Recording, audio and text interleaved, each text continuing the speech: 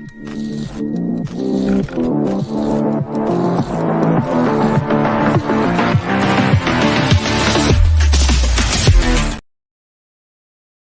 morning, everybody. It's Cowboy. It is 8:32 a.m.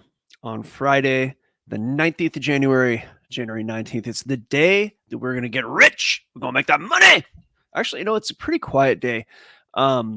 We do have a pretty good trade on for Avax, which I think is well more than 2-to-1 risk to reward and profit. And what that means is that, let's just say you risked $100, then you would be ahead $200. Now, of course, people who are over in Algo Factory, they're not just like following the trades that I do. What I do is I put my trades up before I get into them, and then they do their own research. And if the research looks like mine, then they're in the similar type of trade. Just remember that nothing we say over here at Algo Factory has, it's none of it's investment advice. You just got to do your own research and talk to your licensed investment advisor before taking any trades, because that is a risky thing to do. You can lose money doing that. So I'm going to go ahead and jump straight into the content here. Let's take a quick look at the calendar. Give me just a moment to bring up the screen, and we're going to see what's happening in the economic news today. And when I say economic news, I'm referring to like data that comes out nationally, right? And today, being Friday at 8 a.m., that would be 10 EST, we have the University of Michigan Consumer Sentiment, right? The U of M Consumer Sentiment, which basically, it's just month over month. Let me see. I think it's once a month. No, 14 days apart. So that it comes out twice a month, and it says preliminary and revised. So it's really just one report, and they bring out the preliminary at the beginning of the month, and then the second one that they actually, I'll take that back. See, today's the 19th. Okay, so this must be, I don't know if this is preliminary or not, but whatever one it is, whichever one it is, there's another one in 14 days. So, and then there will be one in 14 days after that. One's preliminary, one is revised. And okay, here it is. This is the revised release. So the preliminary release is earlier and thus tends to have the most impact. So this particular event, even though it is a heavy impact event, it is going to reflect data we've already seen, although it's revised data. So if there is a very large revision, that could cause markets to make a pretty large move. The Forex markets in particular, which are going to affect all the rest of the markets, the dollar, US dollar type of market, is kind of at a standstill a little bit. So let me take us off the AVAX trade here. We'll go over to the euro. I've kind of entered and exited like numerous trades in this range. And it's just because I keep thinking, at least the algos keep telling me price wants to break out to the downside, but then we have enough pressure on the upside to, it's like, it might have to pull up, but you don't know that until it's going to happen, right? And I do have algos that say, okay, this might be a good time to enter, and I enter with like a smaller trade, and it looks like at the time the price is going to head down, roughly to say here. We just get some nice risks to reward on these trades, and my stop losses have been expertly set because price continues to not get stopped out but come close to it. The problem is, though, it's just not ready to go down yet, and my algos pinged really overnight, but it's when I woke up this morning that I noticed that it was not time for this trade to go. And what I think is going to happen is we're going to see price maybe temporarily at least head up to maybe here to do like a bearish retest. So the way that this works is that, let me go ahead before we get too far, though. Let me see if there are any comments. I don't see any comments. If you're watching live, first of all, please do the like, subscribe, hit the notification bell, follow us, do all that stuff because that helps us out. And the more you do that, the more this gets out into the ether, the YouTube ether, if you will. And then the more we can, we could get spread out there. And the more people who are with us and have eyes in the market, the stronger we are. Also, let me grab a show link, and I'm just going to send it over to a couple of spots that I know people are watching. And then what I'll do is once I have that link out, I'm going to explain to you what a bearish retest is. Because price, it acts a certain way, and it acts a certain way most of the time, right? Like you have a scenario where there is a statistical degree of probability that price is going to do X, Y, Z. And whenever you have a statistical probability the price is going to do X, Y, Z, you can plan on that. Like, oh, hey, I know 69% of the time or whatever it is, price is going to do this. And then you can win most of the time. You might catch some losses in there, but in the end, you actually do really well. So let's do this. You throw that link out there. Go. All right. And let me throw the link in another spot. Oops, wrong place. Delete that. Okay. So a bearish retest, if you look at the screen, you're going to notice that price goes through these moves. It goes through a hard move, which is called an impulse, right? And then it goes through a consolidation. So it's impulse, consolidation, impulse, consolidation. It moves, and then it gets used to where it is, and then it moves, and then kind of, it will move back and forth, but then for a while it gets used to where it is.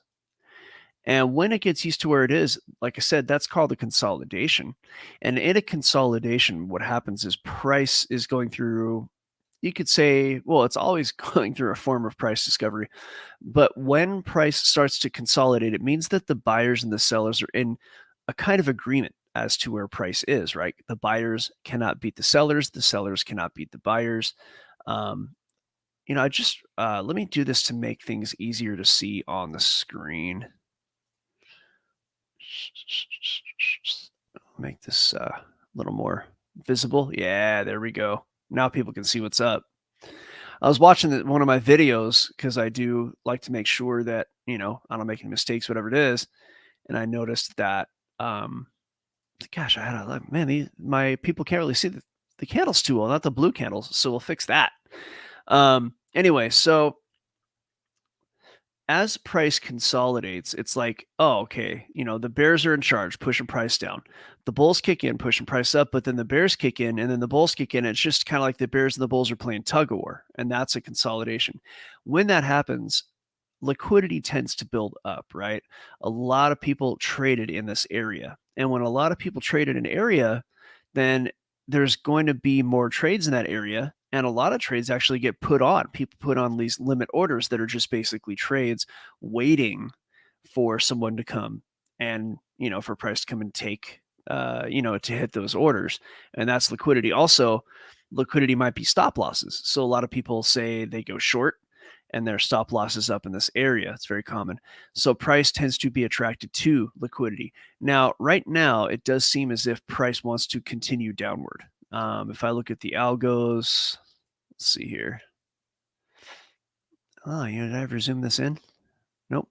Zoom that in, make it easier to see on top of that. All right.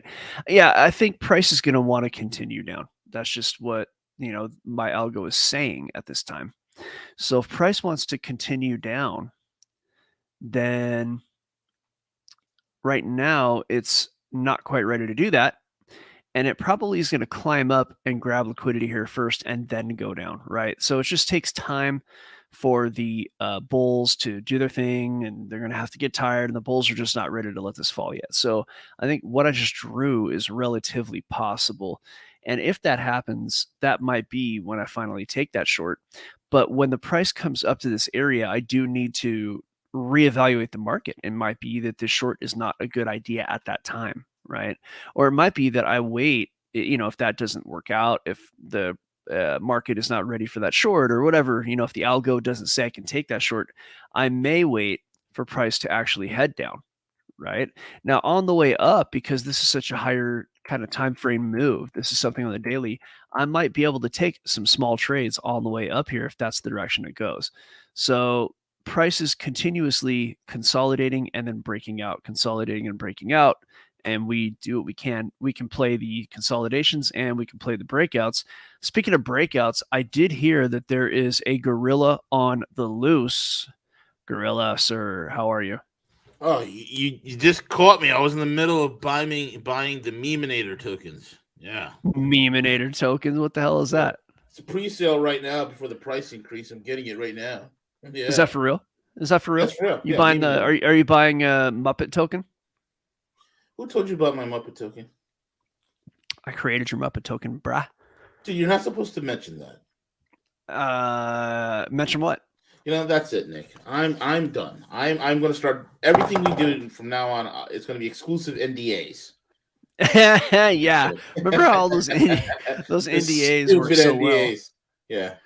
Like you got an NDA with a guy in like Somalia. freaking Somalia. Yeah, it's like sign No my problem. NDA. Like, oh.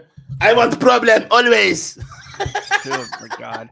And remember, like how? Okay, so what we're joking about is in what's called the OTC world. You have a lot of silliness, where people who they tell you that like the Sultan of Brunei is gonna buy 5 million Oh, Bitcoin, and like God. oh Yeah. we need you to we need you to facilitate this transaction. Like the last time we did it, it was like the Vatican or something. Yeah. Remember? So, and then like these people in the ass end of nowhere want you to sign an NDA, and then all of a sudden like. And there's 9 different people in the group because somebody knows somebody who knows somebody who knows somebody who knows somebody who knows you. And then like you get in these phone calls when there's like 10 people from 10 different countries. Half of them don't even, like have internet connection. Not no offense. I mean, fine. I'm not bagging on you, but it's just like you have all these crazy people, and then one person gets pissed off because they feel like they're being cut out of a deal that doesn't exist.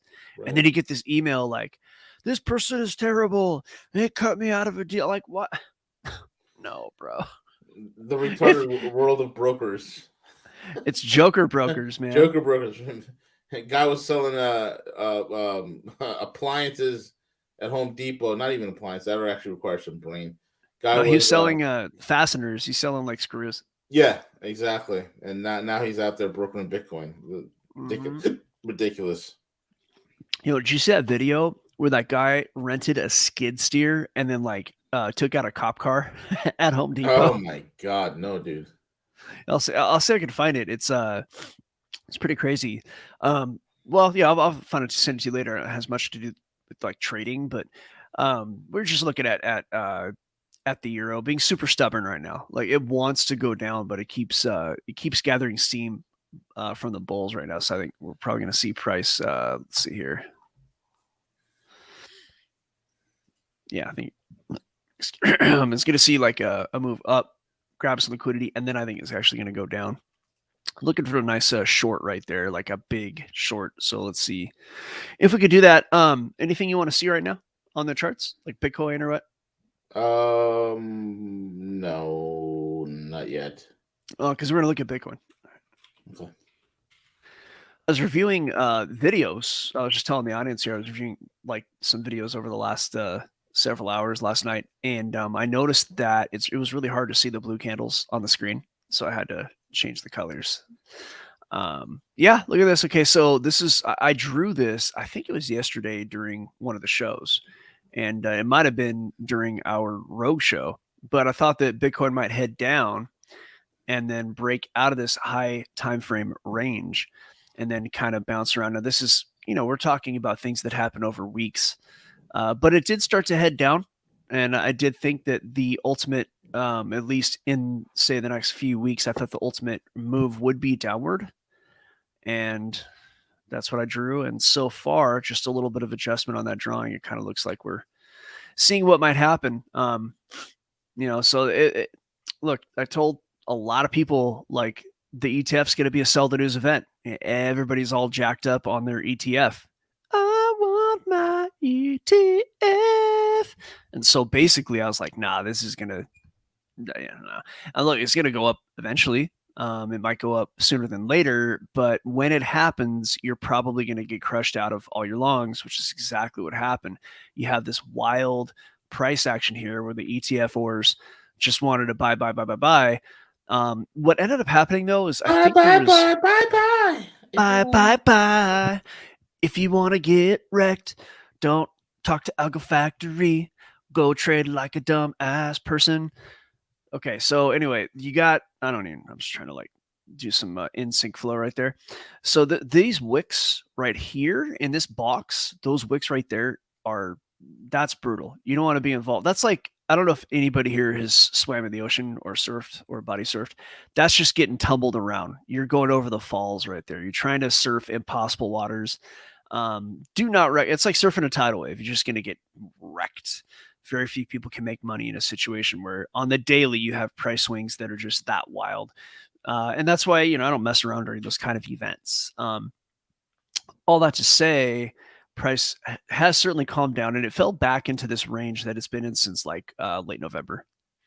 And it may bounce. I wouldn't go short yet, personally. If anything, I might consider a long at this area, but I also don't like longs right now either. So what I would be doing is waiting for price to break below, let's just say 40,700, 40,650, and then I might try to grab a short at that point and grab it all the way down to like 38.5.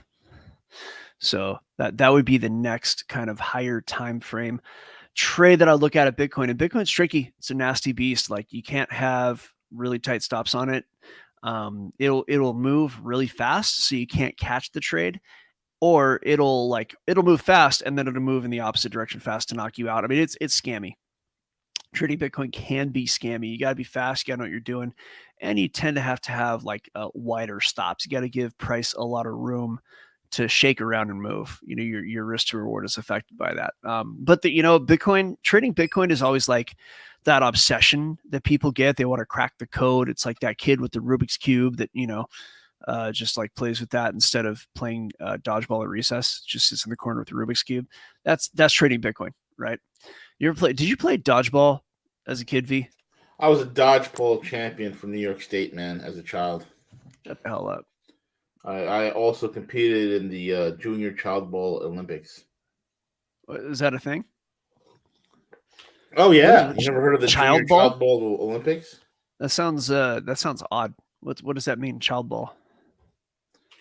Oh, is that like you're a ball, like you're a child, and then they curl you up in a ball and throw you, or what is that? Yes, similar to that.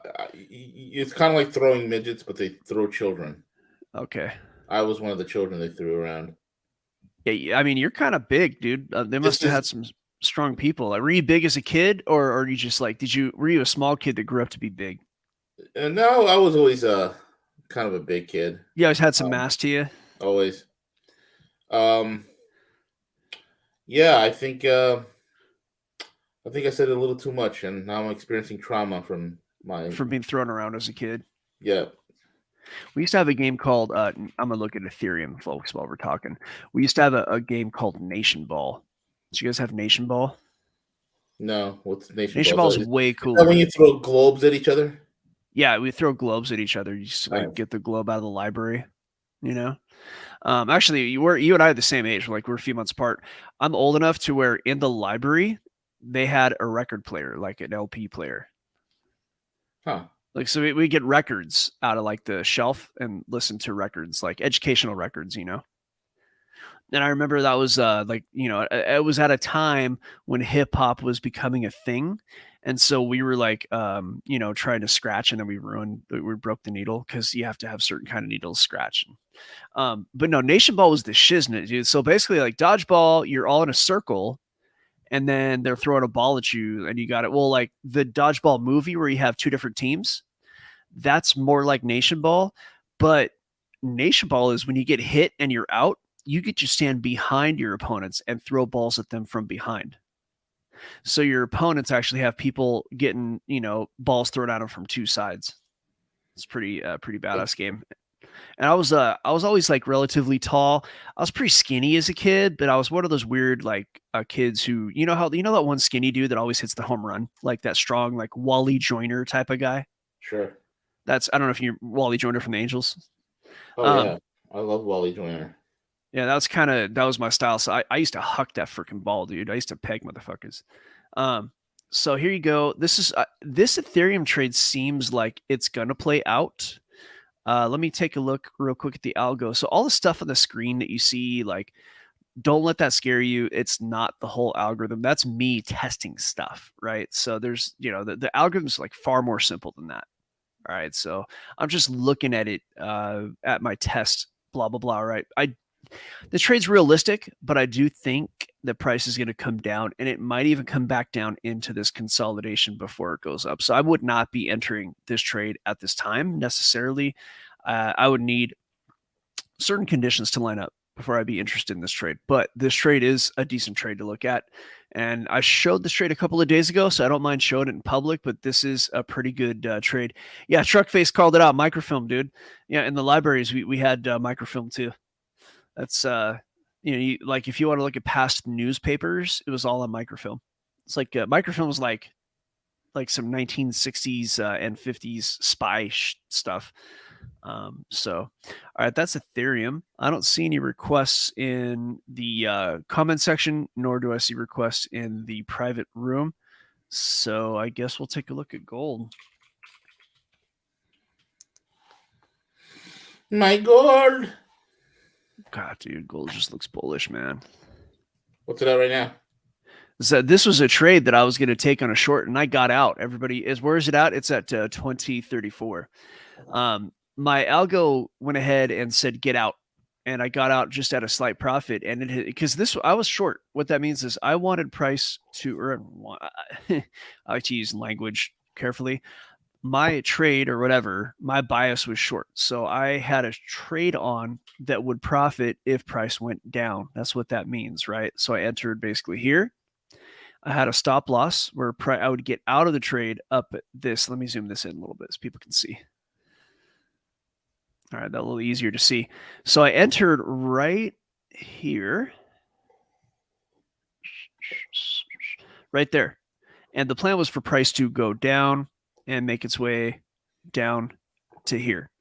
And now to exit the trade right here with profit, right? However, my algo pinged and told me to exit that trade because it was not going to go down. And of course, you can see right there, price headed up, and it would have gone through my stop loss. But algo exit for the win, right? Algo said get out. I got out. Price went against me. And instead of losing my risk, I lost nothing. I actually gained a tiny bit. So most people in trading, they have they just have an entry and an exit. They have like a place they get in and then two places they get out. They'll get in and either they'll get out at a profit or they'll get out at a loss. But I have what's called an algorithmic exit. And so I have it where I've not only back tested how to win trades, but I back tested how not to lose trades. And so when my algorithms line up and say get out, I get to exit and not even experience a loss. And the people at Algo Factory can vouch. For the most part, that works. There is the odd time where the exit kind of goes against me. And, it says to get out and I get out and then price goes to target. That does happen. But for the most part, the algo exits are saving money. So, and that's, I don't know too many people I don't know anybody does that. Outside of like algo traders, like your average trader, they just have a trade and they lose it or win it. And that's fine. I mean, that's really good too. There's nothing wrong with that. But if the whole idea here is to be able to have a coder code your trade eventually, code your trading method. And if your trader can code your trading method and code how it's like, okay, this is going against me, get out, they can save a lot of, conserve a lot of capital. So it's a pretty good way to go. So yeah, that's gold. And right now, I wouldn't be surprised to see gold head up to 2050 in the next, say, week. Yeah, next week, probably 2050. Let's see. Let's take a look at what the algo says. It's bullish for the moment, certainly on the daily too. That's a relatively high time frame. Yeah, I think that price is going to slow down a bit, but I think it's going to inch its way up to 2050. I think that's the next move. So, one could take a really low time frame long. There's a lot. This is on the daily chart. There's like a lot of little trades in here if you are a scalper, right? So let's get rid of Deist dot. Good. All right. So that was fun. We had a good time. It is about time to end the Free to the Public Live Lab. So Gorilla, sir, can you give us that send off? Yes, all of you. Do not sit there wondering if this is for you. Confused as to where you are. Understand that the world is falling apart around you and very few exploits are left for you.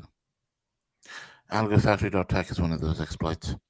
Learn to profit from the chaos. Learn to weather the storm. Learn to get paid while others are losing their heads. Learn to endure. Learn to endure. AlgoFactory.tech. Join us or go into 2024 and just be a spectator and not a participator, a propagator, and an instigator. And don't be a constipator. With that being said, Cowboy, let's go to the private room. Was that poetic or what? Yeah, say the line about what do you call it? Say the line about the wealth transfer. I want to hear that one. The most classic gorilla line since 2012. It wasn't just the Mayan calendar that came out in the year 2012. It was me. You came out of the what? You came out, bro. I came out in 2012 for all. You walked into that one. You walked into that one did. backwards. Bro. I did backwards, bro. Backwards with my ass out. Oh God, dude. That wasn't the line, bro. That wasn't the line I was looking for. The line is the greatest transfer of wealth in human history is about to take place. Do you want to get paid? Give me 6 months of your life.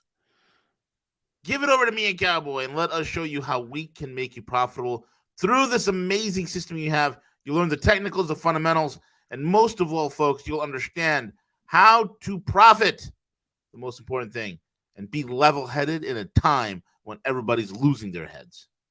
And with that being said, we're going to get into the private lab.